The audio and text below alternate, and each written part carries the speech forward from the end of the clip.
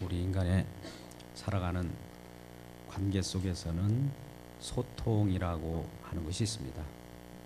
물론 우리는 대화를 통해서 자기 의사를 전달하고 또 상대방의 말을 경청함으로써 서로 코드를 맞추게 됩니다. 하나님도 마찬가지입니다. 우리와의 기도 관계 속에서 주파수, 하나님의 뜻에 맞추는 말씀에 우리가 귀를 기울일 때 그 말씀은 우리 귀에 들려집니다. 이 주파수는 특이해서 성령으로만 들려지는 주파수입니다. 아무리 인간이 자기 노력으로 주파수를 아무리 귀 기울인다고 해도 들려지는 것도 아니요. 안테나를 가장 높이 바벨탑을 쌓듯이 올려놓는다고 해서 그 하나님의 말씀이 우리들에게 전달되어지지는 않습니다. 오직 성령의 능력으로만, 성령으로만 말씀이 증거되게 되어 있습니다. 그런데요, 이 성령은 어떻게 해서 우리들에게 안테나, 주파수를, 코드를 맞춰주실까요? 그 맞춰주시는 이유는 오직 예수님께서 십자가에서 완성하신 그 기념으로서 우리들에게 주파수를 맞춰준다는 거예요.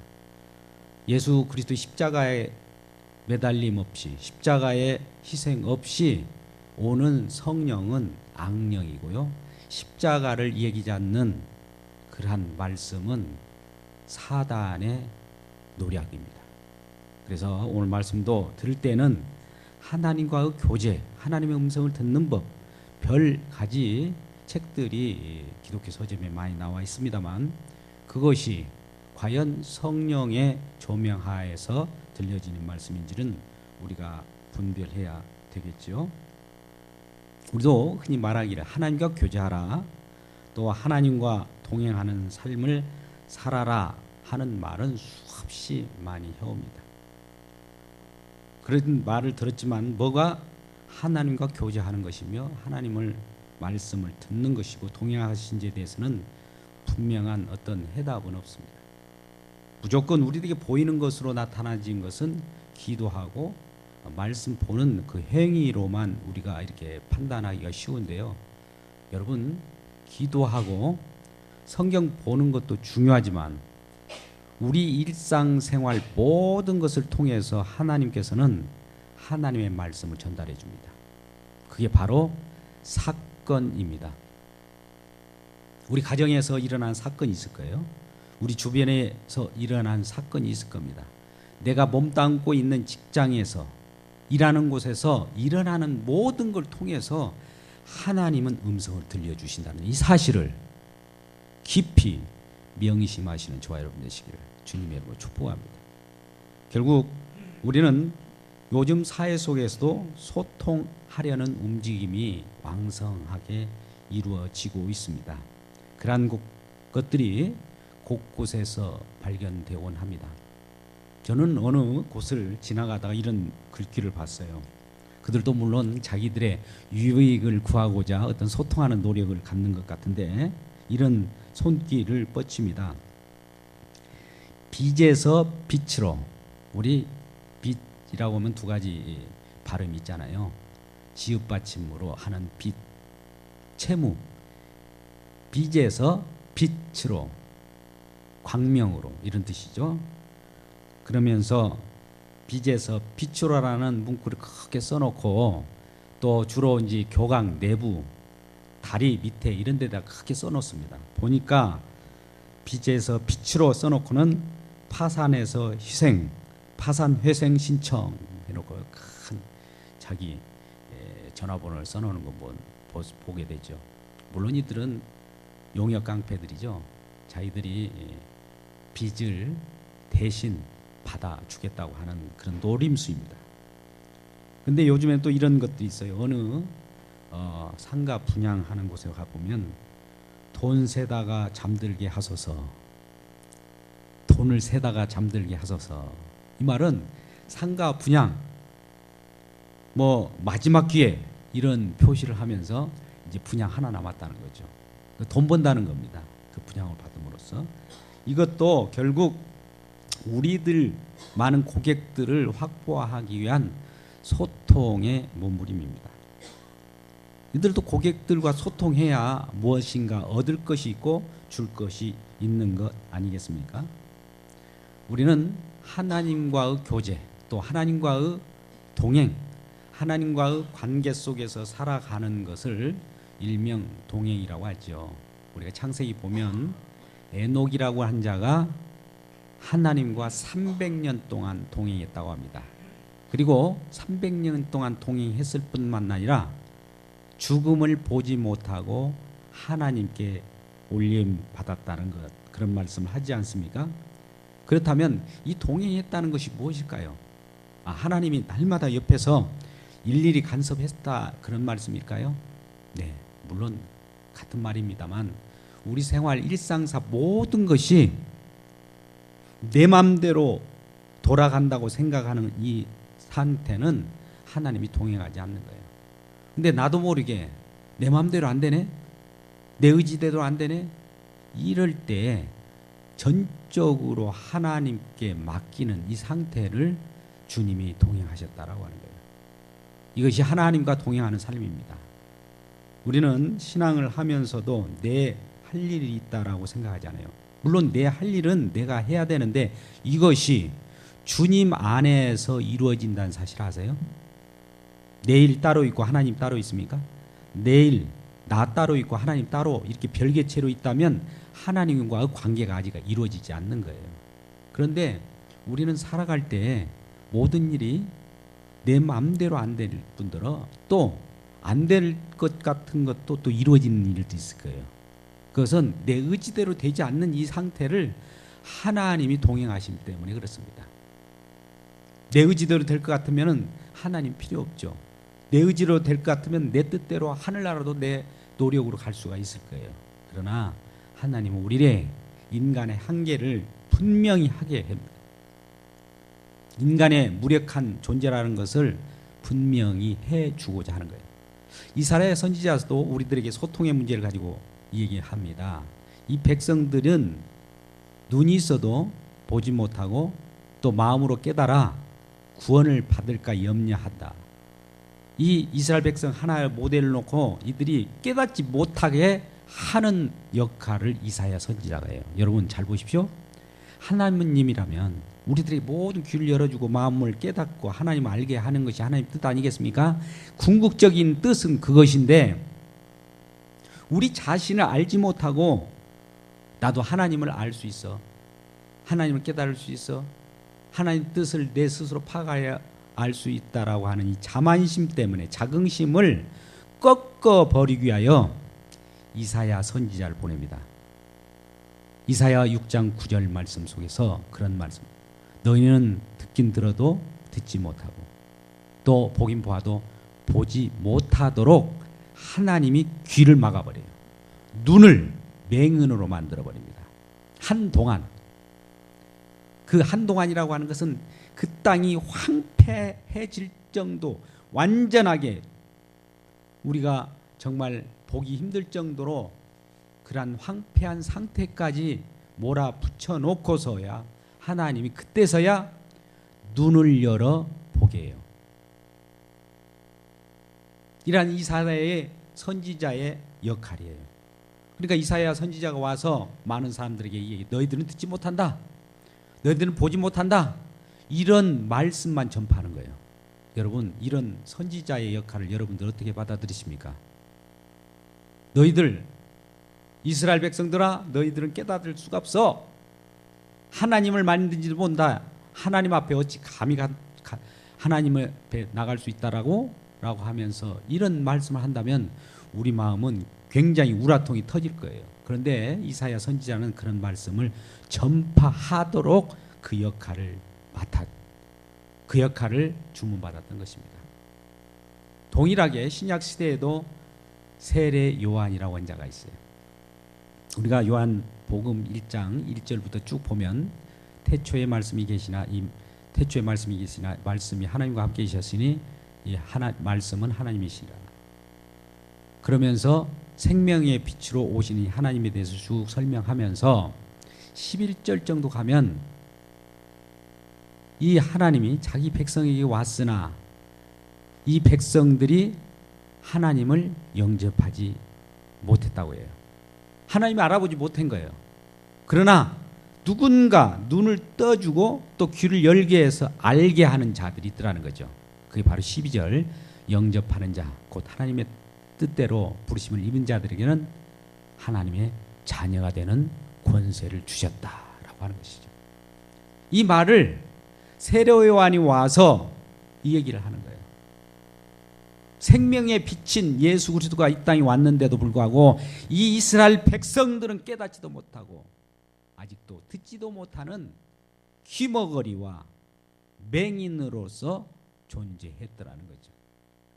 이러한 상태를 분명히 하는 것, 보지 못한 이 상태라는 것을 알려주기 위하여 나온 분이 이사야 선지자이고요, 세례 요한입니다. 우리 인간의 한계를 가르치기 위하여 미리 보낸 자들이 바로 이사야와 세례 요한이었던 거죠. 그런데 우리는 세례 요한이 그 말씀을 하면 기분 나빠요. 왜 그런 말을 하느냐? 우리에게 유익한 말을 좀 해다오, 즐거운 말을 해다오. 예, 여러분, 하나님 말씀은 궁극적으로 우리의 생명을 살리는 말씀이지만 그 과정 속에서는 인간의 그 죄악된 마음을 드러내고 사단의 조종을 받고 있던 그 상태를 알아야, 깨달아야 구원받을 거 아닙니까? 내가 사단의 조종을 받고 있는 상태도 아니라고 생각한 자들에게 하나님 와서 아무리 구원해 준들 구원받은 그 감사가 있겠습니까? 오늘날도 그래요. 저는 이제 사회복지, 대안학교 또 관계 속에서 많은 걸 보게 됩니다만, 사회, 국가가 어떤 것을 희생해서 무료로 이렇게 제공하는 것들이 있어요. 여러분, 무료라고 하는 것이 그냥 무료가 아닙니다. 누군가가 인풋이 있어요. 희생이 있습니다. 그래서 아웃풋을 가지고 우리가 나누는 것이지, 단지 없는 데서 막 나옵니까? 여러분, 하나님의 은혜도 마찬가지예요. 값싼 은혜가 되어서는 안 됩니다. 하나님께서 독생하신 예수 그리스도를 보내기까지, 피 흘리기까지, 아들 죽이기까지 이 희생이 있기에 이 희생의 덕분으로 우리가 무료로 값없이 그냥 우리가 혜택을 받은 거예요. 이 값이 없다라고 하는 것은 값이 무가치하다는 뜻이 아니에요. 값을 잴 수가 없다라는 거예요. 너무 커서 무한대이기 때문에 값이 없다는 거예요. 값을 셀 수가 없어요. 이건 측정할 수 없는 것이 값 없는 은혜라고 하는 것이지, 값이 무가치한 값이라는 뜻이 아닙니다. 모든 무료로 주는 거, 하나님 은혜를 무료로 준다고 하니까 이 값 없는 은혜로, 값싼 은혜로 둔갑시키는 사람들이 얼마나 많습니까? 그러나 하나님은 하나님 자신이 직접 이 땅에 오셔서 피 흘리시고 목숨을 담보로 해서 우리 생명을 살린 거예요. 이러한 내용들을 알지 못하고 우리는 단지 주어진 여건 속에 나타나는 현실만 보고 눈에 보이는 것 같고 판단하기 때문에 하나님의 그 마음을 알지 못해요. 눈 어두워 보지 못해요. 내 죄가 너무 큽니다. 죄가 있기에 하나님의 그 긍휼의 마음을 우리가 얼마나 알 수 있겠습니까? 나타나진 것 가지고는 판단할 수 없어요. 그러니까 우리가 주어진 여건 속에서 날마다 어떤 사건을 가지고 우리 주님은 저와 여러분을 방문할 겁니다. 뭐 때문에요? 왜? 어째서? 우리들과 소통하기 위해서. 이 얘기 좀 하자는 거예요. 너의 마음은 그와 같이 완악한 마음이라는 거예요. 너의 눈은 보지 못한다는 거예요. 이러한 우리들이 인간의 한계를 먼저 일깨워 주기 위하여 성경 말씀을 가지고 하나님은 다가옵니다. 이 성경의 거울에 비춰 보니까 너 자신을 먼저 알아라. 내 자신은 깨닫지도 못합니다. 아무리 하나님 말씀 전파해도 듣지 못합니다. 어려워요. 너무 힘들어요. 이런 마음을 먼저 분명히 해놓은 다음에 하나님 거기에서부터 빛을 보여줘요. 여러분, 복음이 들어오면 처음에 정말로 힘들게 어렵고 오리무중입니다. 카오스 상태로 먼저 몰아붙여요.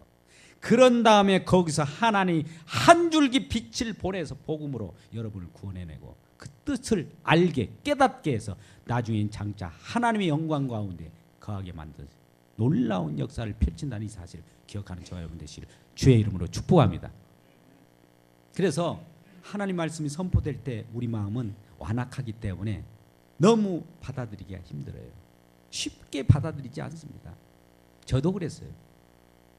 먼저 우리 지식적으로 습득한 하나님 말씀, 율법에 특심한 사도 바울처럼 모든 것을 내 지식으로, 내 사상으로, 내 경험으로 경험한 것 가지고 하나님의 말씀을 접하려고 하니까 이게 안 맞는 거예요. 그래서 우리 모두는 아무리 경험이 있고 신앙적 연조가 있다 할지라도 십자가에 먼저 못을 박아야 됩니다. 내가 죽어져야 돼요. 내 생각, 내 방법, 내 경험, 또 여기저기서 주워 들었던 이 생각들을 다 내려놔야 그 다음에 하나님의 음성이 들리기 시작해요. 하나님의 목소리가 들리기 시작합니다. 하나님이 보이기 시작합니다. 일할 때 우리 주님은 그때부터 일을 하신다는 이 사실을 기억하고 감사하는 저와 여러분 되시길 주의 이름으로 축복합니다. 하나님은 우리 삶을 이용해서 하나님의 뜻을 전달하는 도구로 사용하십니다. 근데 우리를 말씀을 듣는 또 듣고 이해한다고 우리들이 이 이해하는 거하고 삶을 별도로 별개로 생각하는 사람들이 많아요. 아까 제가 말씀드렸지 않습니까? 하나님은 사건을 몰고 우리의 직장이나 내가 있는 그곳에 와서 무슨 어떤 일을 벌이시는데 그 자체가 주님의 표징이고 사인입니다. 주님의 음성이에요. 그런데 우리들은 별도로 성경 말씀 볼 때만 하나님의 음성이 들려지고 기도할 때만 하나님의 음성이 들려지고 또 그런 모습을 듣는 그런 모습을 보는 사람들은 신앙생활을 잘한 것으로 착각을 해요. 자꾸 그런 쪽으로 몰아붙입니다. 아닙니다. 우리는 이미 예수 그리스도께서 이 땅에 하늘과 땅의 모든 그 단절된 것들을 십자가에서 끝장을 냈어요. 제가 이 강력한 표현을 언어를 씁니다만 끝장냈다는 것은 이 소통의 관계가 이미 열려져 있어요. 하늘과 땅이 이제 맞닿았어요. 이전에는 야곱에게도 보여줬던 그 하늘의 사닥다리가 이제 땅에까지 내려왔어요. 심지어 가로막았던 모든 죄악, 휘장들이 다 찢어져 버렸습니다. 그래서 하나님과 직접 우리가 예수 그리스도를 중보자로 하여금 주님을 만나게 되고 또 하나님과 교류할 수 있던 이 놀라운 사실이 십자가에 이루신 그 은혜 때문에 다 하나님이 이루고 나서 이 모든 것을 다 찢어서 우리들에게 공급해 주셨다는 이 사실을 먼저 알고 주님의 말씀을 듣기를 주의 이름으로 축복합니다. 그래서 우리는 삶과 우리가 살아가는 일상 삶과 말씀이 하나가 된다는 사실, 이 사실을 먼저 알아야 됩니다. 오늘 본문이 이 점을 잘 말해주고 있습니다. 하나님이 이스라엘 백성들에게 하나님 뜻을 가르치기 위해서 여러 가지 사건을 일으킵니다. 때에 따라서는 이스라엘 백성들을 포로로 바벨론, 아수르의 포로로 잡혀가게 해요. 왜 잡혀가게 할까요? 물론 그들은 어떤 잘못을 하나님께서 저지르게 어떻게 보면 허용 작전이라고 할까요? 죄를 스스로 짓게 만드는 것이 아니라 지을 수 있는 어떤 여건들이 형성된 것처럼 보여요. 그런데 그 죄를 지은 것들은 하나님을 그런 여건을 만들어 주었다고 해서 하나님이 죄를 짓는 것이 아니라 그들 나름대로 죄를 먹고 마실 때 하나님은 그들을 포로 생활을 하게 합니다. 포로 속에서 있을 때 극심한 여러 가지 위협을 당하고 또 괴로움을 당하게 되죠. 그래서 자기 한계를 느끼게 됩니다. 바벨론에 70년 동안 끌려가게 하는 것도 하나님의 의도예요. 모든 이 세상에 살아가는 저와 여러분은 하나님의 의도에서 벗어난 적이 없어요. 우리가 복음서에서도 참새 한 마리가 가격을 매겨지는 그 상태 있잖아요. 누군가가 가격을 매길 거 아니에요. 또 누군가 돌로 던져가지고 참새를 맞힌다고 해서 참새가 죽어질 때 그것도 하나님이 허락해야 죽습니다. 특히나 저와 같은 저와 여러분은 하나님으로부터 하나님의 사랑을 안고 믿음을 가지고 있는 저와 여러분은 사명이라고 하는 것이 있어요. 하나님이 주어진 어떤 우리들로 하여금 움직이는 역할을 하게 하는 그 사명이 있습니다. 미션이라고 하죠. 이 미션이 끊어지기 전에는 죽잖아요. 걱정하지 마세요. 여러 가지 뭐 몸보심을 하고 오래 살려고 하고 그런 거 염려하지 마십시오. 하나님은 어련히 우리들이 있어야 할 그 기간 동안은 이 지상에 존재하게 하십니다. 그 사명이 다 하면 하나님은 부르셔요. 이 소천이라고 하잖아요. 부르시는 거. 하늘로 부르신다고 해서 소천. 부르시는 거예요. 불러가요. 그러니까 있을 동안에는 하나님 뜻이 무엇인가, 하나님이 소통하는 관계 속에서 내가 전달할 것이 무엇인가를 알고 하나님이 주시는 그 삶 속에서 모든 역할을 감당하시기를 주의 이름으로 축복합니다. 이러한 하나님의 뜻이 16절에 나와 있습니다. 오늘 본문에 앞서서 먼저 앞뒤 배경을 알기 위해서 16절을 함께 읽겠습니다. 16절 시작. 내가 맹인들을 그들이 알지 못하는 길로 이끌며 그들이 알지 못하는 지름길로 인도하여 암흑이 그 앞에서 광명이 되게 하며 구문 데를 곧게 할 것이니 내가 이 일을 향하여 그들을 버리지 아니하리니. 자, 우리 하나님께서는 버리기 위해서 그러한 어려움, 우겨싸움으로 몰아붙이는 거 아닙니다. 어려움 속에서 건지시는 것을 우리도 하여금 느낄 수 있도록, 경험할 수 있도록 하기 위하여 하나님은 우리에게 어려움을 줘요. 어려움을 겪지 않고 어떤 분들은 참 이런 분들이 있어요. 우리 동기 목사님 중 한 분도 그러는데 자기는 어려움이 없으니까 불안한 거예요. 일평 살아올 때 계속 승승장구예요. 주변에 어려움이 아무것도 없어요. 잘 슬슬슬 풀려요. 근데 여러분 그 속에 그 마음 속에서 이런 마음을 토로합니다. 이게 불안하다는 거예요. 이게 내가 유기된 사람이 아닌가? 하나님이 나를 버린 사람 아닌가? 이렇게 생각하는 거예요. 여러분 모든 것이 다 풀리면 하나님이 함께 하신 겁니까? 물론 그렇게 느낄 수도 있겠죠. 또 그랬다고 해서 그가 버림을 받았다는 건 아닙니다.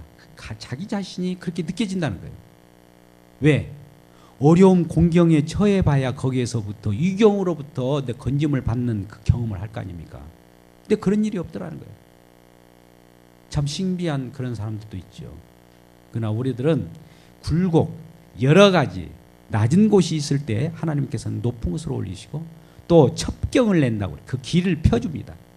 그 길을 궁극적인 길은 내가 길이요 생명이니 나로 말미암아 함께 앉거나 아버지께로 올 자가 없다라고 하는 그 십자가의 길이 첩경이에요. 최고의 진리의 길이에요. 그 길 외에는 없습니다. 그 길을 보여주기 위해서 이 일상사 우리가 살아가는 속에서도 조금씩 길을 펴주는 것은 예수 그리스도의 십자가의 길을 알게 하고 깨닫게 하기 위하여 그 길을 펴주는 거예요. 우리가 스스로 갈 수 있기 때문에 그 길을 펴주는 것이 아닙니다.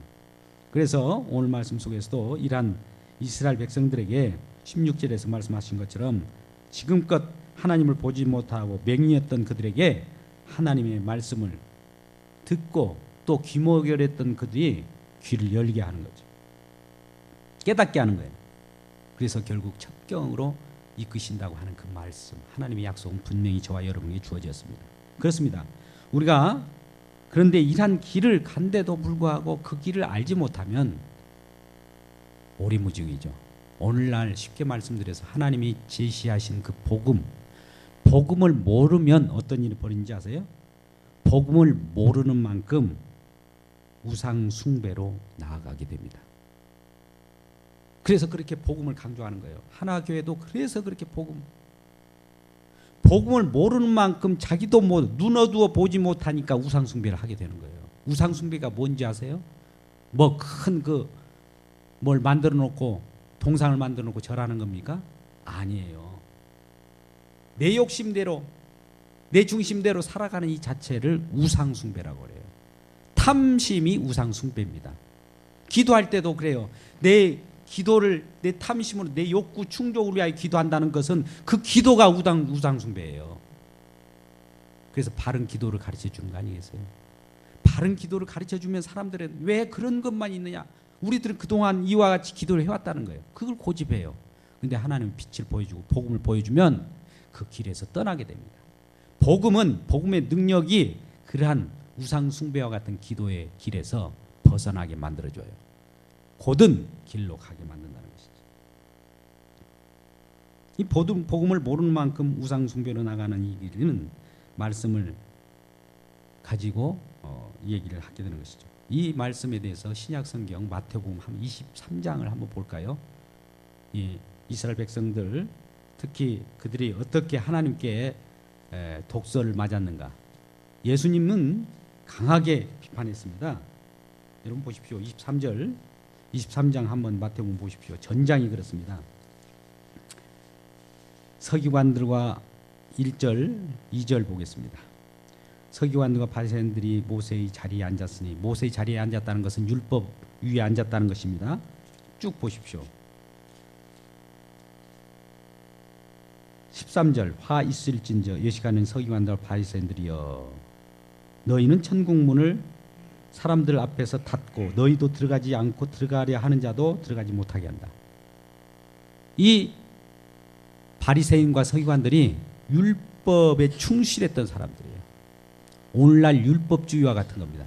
하나님 말씀을 가지고 있으면서도 하나님 말씀을 가지고 천국 갈 자들을 천국 못 가게 만들어요. 자기도 못 들어가면서. 이러한 자들을 예수님께서는 뭐라고 합니까? 아주 독설적인 표현입니다. 화 있을진저 외식하는 서기관들아 바리새인들이여. 또 하면서 16절 한번 보십시오. 화 있을진저 눈먼 인도자여. 또 17절 어리석은 맹인들이여. 19절 맹인들이여.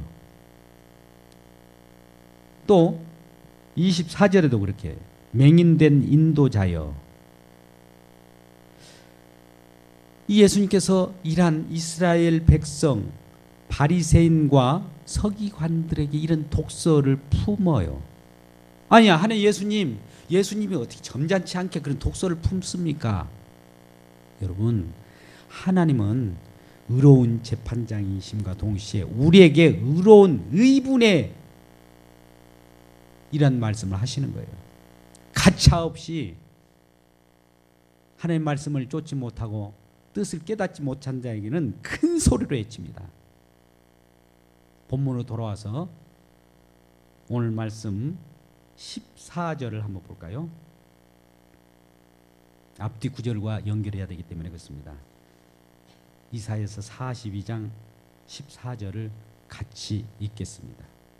같이 읽어볼까요? 시작. 내가 오랫동안 조용하여 잠잠하고 참았으나 내가 해산하는 여인같이 부르짖으리 숨이 차서 심히 헐떡일 것이라. 여보세요. 해산하는 여인같이 부르짖겠다는 거예요.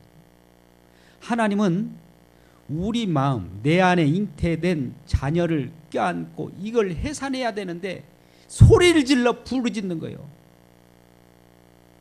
큰 소리로. 여러분, 이러한 큰 소리가 들릴 때 복음의 소리로 듣기를 주의 이름으로 축복합니다. 귀가 열려지기를 주님의 이름으로 축복합니다. 얼마나 속이 타면 해산하는 소리로 부르짖겠다고 합니까? 고통하는 그런 마음으로 우리 하나님께서도 부르짖겠다는 거예요.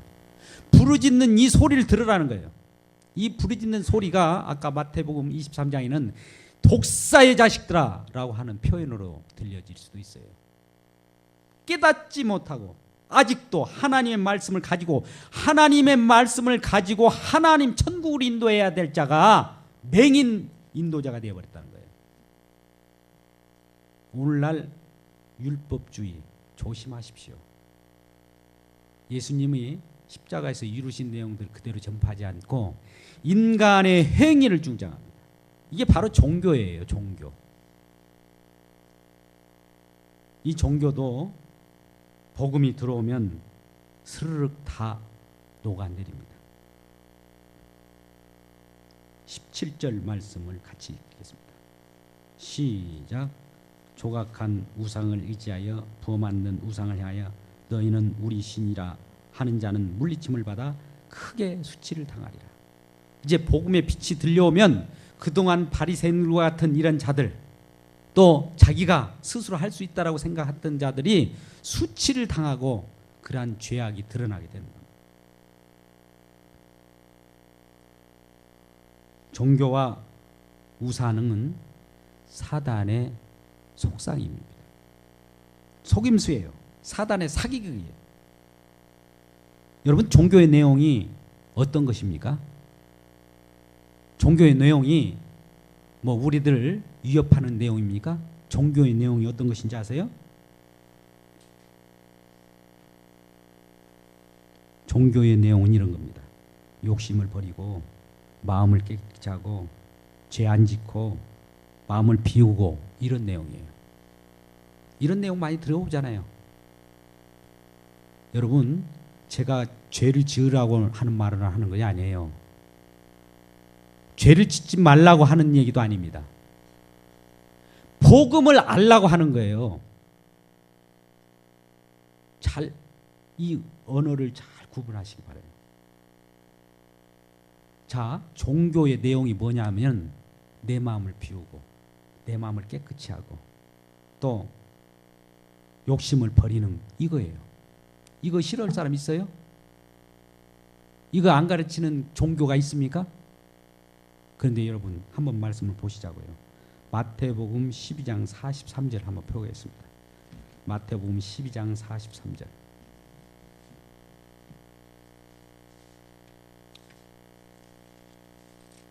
마태복음 12장 43절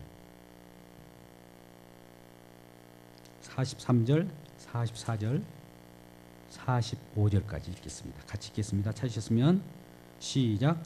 더러운 귀신이 사람에게서 나갔을 때 물 없는 곳으로 다니며 쉬기를 구하되 쉴 곳을 얻지 못하고 이에 이르되 내가 나온 내 집으로 돌아가리라 하고 와보니 그 집이 비고 청소되고 수리되었거늘 이에 가서 저보다 더 악한 귀신 7을 데리고 들어가서 거하니 그 사람이 나중 형편이 전보다 더욱 심하게 되느니라. 이 악한 세대가 또한 이렇게 되리라. 여러분, 무서운 말입니다. 종교는 우리들에게 좋은 말이에요. 마음 비우고 살아라. 양심적으로 살아라. 깨끗이 살아라. 욕심을 버리라. 죄 짓지 말라. 이런 말은 이 기독교뿐만이 아니라 다른 데서도 다 합니다. 그런데 문제는 이것을 마음을 내가 비울 수 있어요? 내 마음을 내가 깨끗하게 할 수 있습니까? 여러분, 왜 이걸 강요합니까? 마음을 비우고 깨끗한 건 복음의 능력이에요. 복음의 능력. 내 행위가 아닙니다. 왜 이러한 행위를 강요합니까? 이 행위를 강요하니까 예수님께서 바리새인과 사두개인들에게 하는 말이에요. 이 독사의 자식들아, 너희들도 천국 못 가면서 왜 다른 사람들을 그 진리로 길로 인도하는 그 길을 못 가게 하느냐, 이런 거예요. 여러분, 그동안 교회 생활 이렇게 종용받아 왔습니까? 그렇게 가르치는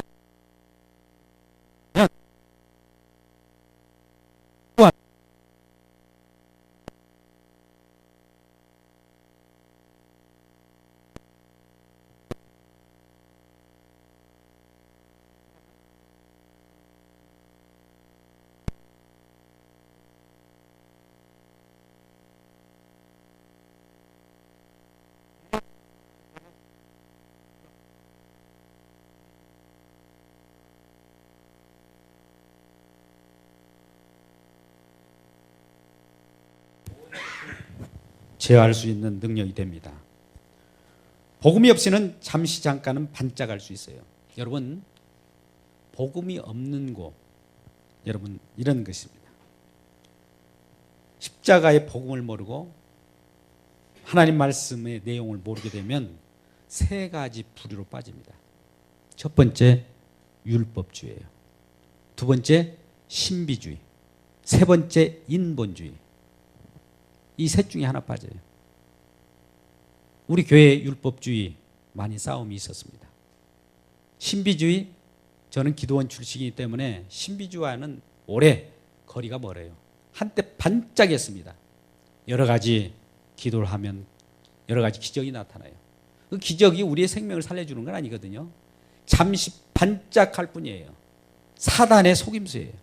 인본주의, 우리 인간의 지성과 인간이 할 수 있다라고 하면 된다라고 하는 이 부추김, 여러분 자수성가하는 사람들 여기에 빠집니다. 무엇인가 스스로 일으켰다라고 생각하면서 너도 이렇게 해봐. 물론 학생들에게 중요해요. 그러나 그것이 전부가 아님을 알아야 돼요. 나중에 언젠가 그 바벨탑이 무너질 때가 있습니다. 우리 학생들에게도 교육할 때도 그래야 돼요. 뭘 쌓아가고 자존감을 높이고 자아 정체감을 높였을 때 나중에 그것이 꺾여질 때 그걸 어떻게 추스릴 수가 없어요. 그러니까 처음부터 신앙에 의해서 복음의 능력에 의해서 나아가는 이 생활, 복음의 능력에 의해서 세워지는 이 생활, 이것은 하나님께서 만들어 주신 거기 때문에 넘어지지 않습니다. 그 터가 굳건해요. 그런데 한때 잠깐 하나님 말씀을 보고 이렇게 지키고 저렇게 지키고 기도 생활하고 저렇게 지켰더니 이런 일이 벌어지더라 라고 가르치면 그것이 안 되면 어떨 거예요? 기도하면 다 된다고 해서 기도를 해보라 했는데 기도해서 안 되면 어떨까요? 답이 없잖아요. 왜 거짓을 가르칩니까? 안 되는데. 여러분, 기도는요 하나님 뜻대로는 다 돼요. 근데 우리 뜻대로는 안 돼요. 기도가 내 뜻을 실현해 달라고 하는 것이 기도입니까? 아니에요. 하나님의 뜻대로 이루어 달라고 하는 것이 기도죠. 또 하나님 말씀 율법도 마찬가지입니다. 율법은 우리의 죄를 드러내서 내가 어떤 상태에 있는 자인가 내 실존을 파악하라고 성경을 줬는데 어떤 사람은 율법을 실천해 버린다는 거예요. 율법을 자기가 다 지켜내 버린다는 거예요. 너도 율법을 지키라는 거예요. 그러니까 많은 사람이 율법을 지키다가 지쳐요. 교회에 나왔다가 처음에 그럴싸하게 지도를 받아서 그대로 하면 뭐가 이루어질 것이다 하다가 지쳐서 나가 떨어집니다. 그들이 결국 교회도 떠나버립니다. 처음에는 달콤한 속삭임으로 이렇게 하면 이렇게 돼. 어디 성경 말씀이 이렇게 하면 이렇게 된다는 말이 있어요. 하나님의 복음의 눈, 복음을 보면 복음이 우리를 그렇게 만들어가는 것이지 우리가 어떻게 합니까? 우리 자신은 하나님 앞 맡겨진 존재라면서요. 근데 존재인 내가 하나님께 맡겨놨다고 하는 그 말은 하는데 사실은 내가 해요. 내가 할지라도 내가 했다라고 생각하면 안 된다니까요. 이 믿음인데. 복음을 모르면 십자가의 복음을 모를 때 이러한 율법주의에 빠졌어요. 누가? 사도 바울이. 사도 바울은 성경 말씀에 능통한 자입니다. 그런데 이 자가 예수 믿는 자를 핍박합니다. 복음을 아는 자를 핍박해요. 사도 바울이 예수를 만나기 전까지, 담에색 도상에서 예수님이 찾아오기 전까지는 예수를 믿는 자를 핍박해요. 스데반의 설교를 한번 보자고요. 스데반이 사도행전 7장 51절에 이런 설교를 합니다. 이 스데반도 작심하고 설교를 하는 거예요. 저와 같이. 이 목이 곧고 마음과 귀에 할례를 받지 못한 사람들아, 너희도 너희 조상과 같이 항상 성령을 거스린도다. 성령을 거스린다. 귀에 할례 받지 못한 사람들아, 이렇게 자기 조상들에게 그렇게, 자기 혈족들에게 그렇게 말을 하는 거예요. 그러니 가만히 있겠어요? 유대인들이 돌을 들어서 결국 스데반을 돌로 쳐서 죽이잖아요.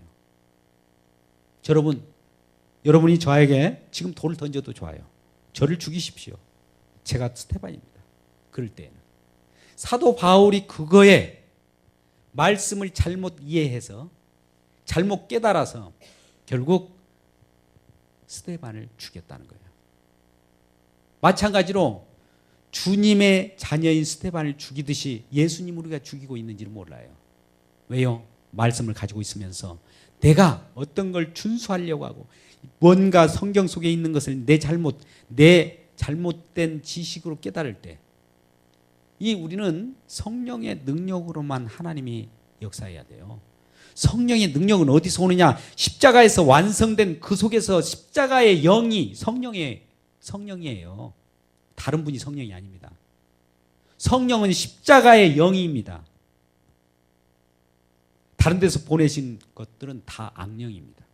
오직 유일하신 길을 편하잖아요. 그 길에서 와야 돼. 진리의 영이라며 했어요. 진리는 어디서 옵니까? 내가 곧 길이요 진리요.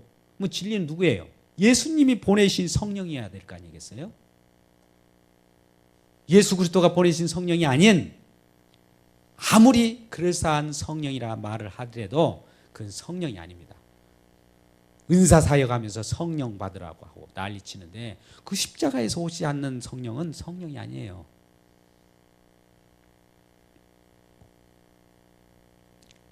이와 같이 사도행전 7장에서도 스데반의 설교를 듣고 그게 도저히 못 참아서 그 누구를 죽였습니까? 스데반을 죽이는데 동조했던 자가 사도 바울이었습니다.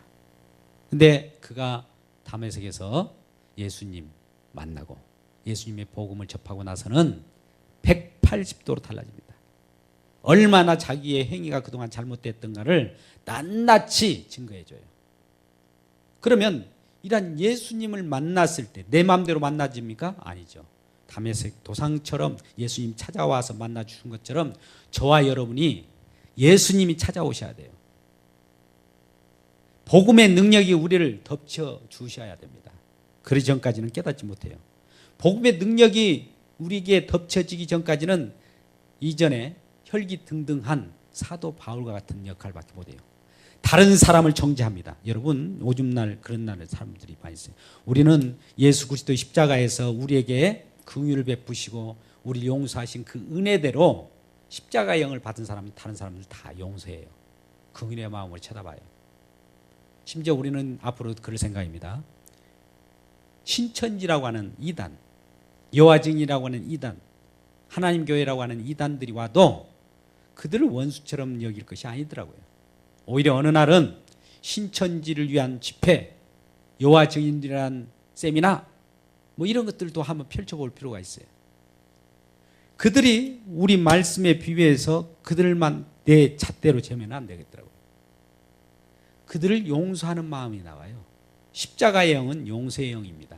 그런데 사도 바울은 예수님을 만나기 전에 복음을 접하기 전에는 이 성경 말씀을 잣대로 해서 판단을 합니다. 근데 이 잣대를 자기가 판단하는 잣대예요. 성령에 의한 잣대가 아니라. 그러니 얼마나 혈기가 등등했겠습니까? 다른 사람을 죽이는데 자기가 맞지 않는 것은 다 죽이는 거예요. 잘못됐다라고 하는, 오류라고 하는 거죠. 우리는 이와 같이 우리가 복음을 보지 못하고 주님을 깊이 만나고 소통하지 못하는 그런 상태에 있을 때는 이와 같은 일이 벌어진다는 거죠.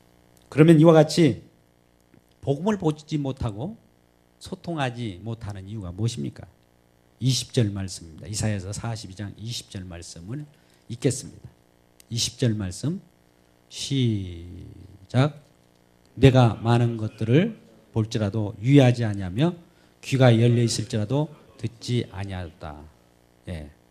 주님과 소통하지 못하는 이유가 여기 나와 있는 거예요. 뭐라고 나와 있습니까?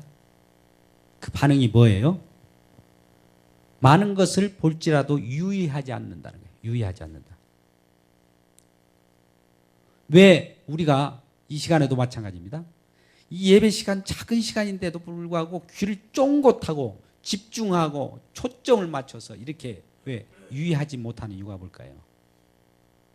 우리는 기도원 사역할 때 그런 일이 있어요. 성경 말씀을 예배를 드리는데 물론 그런 경험을 하신 분들이 있습니다. 사단은 일한 예배 가운데서도 그 머리에다가 탁 가서 이 예배에 집중하지 못하도록 그러한 분위기를 만들어 버립니다. 또 졸음을 막 던져줘요.